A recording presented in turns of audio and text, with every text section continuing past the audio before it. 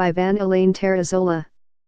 Voting 16-4, the Senate on Wednesday night ratified the proposed tax reform for acceleration and inclusion, TRAIN, which aims to produce more revenues for the government by raising the excise taxes on fuel, sugar-sweetened beverages, and automobile, among others.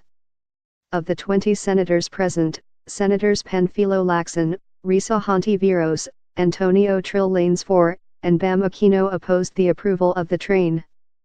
Manila Bulletin. Those who voted in favor of TRAIN were Senate President Aquilino Pimentel III, Senators Sonny Ongara, Nancy Binay, Franklin Drylan, J.V. Ejercito, Francis Escudero, Sherwin Gatchalian, Richard Gordon, Gringo Honasan, Lauren Lagarda, Grace Poe, Ralph Recto, Vicente Soto, Joel Villanueva, Cynthia Villar, and Miguel Zubiri.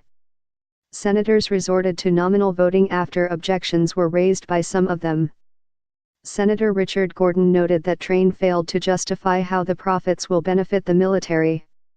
He, however, later voted yes to the measure as he was given assurance that 13% of the earnings will fund the needs of the soldiers, such as additional equipment.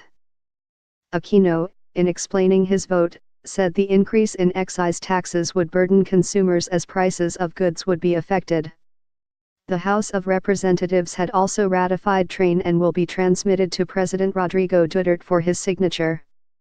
Duterte had earlier declared the measure as urgent as its implementation is targeted on January 1, 2018. Senator Ongara, chairman of the Senate Ways and Means Committee, said the approval of TRAIN would be the best gift that the government can give to Filipinos for Christmas. The measure, once signed into law, is expected to generate P130 billion, which will fund the Duterte administration's Build program, construction of public school facilities, and potable drinking water supply in public places, among others. The ratified TRAIN, Ongara said, contains provisions that ensure further reduced income tax rates. It also increases the take-home pay of minimum to middle wage earners and raises the tax exemption for 13th month pay and other bonuses.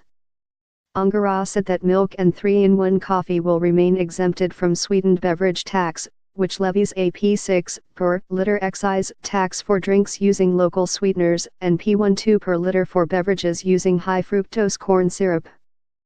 The ratified TRAIN also provides for varied increases in petroleum products, but ensures to keep to a minimum the increases for liquefied petroleum gas, diesel, and gasoline, which are commonly used by most households. It also imposes a simplified scheme for excise tax on automobiles, while retaining the progressivity of the rates, Ongara added. Amid debates over the coal tax, the Senate ratified the bicameral report which imposes a P150 excise tax on coal, whether domestic or imported. It was raised from P10 per metric ton to P50 in 2018, P100 in 2019, and P150 in the succeeding years. This, despite the lower house's reported opposition to the move, wanting local coal producers to be exempted instead.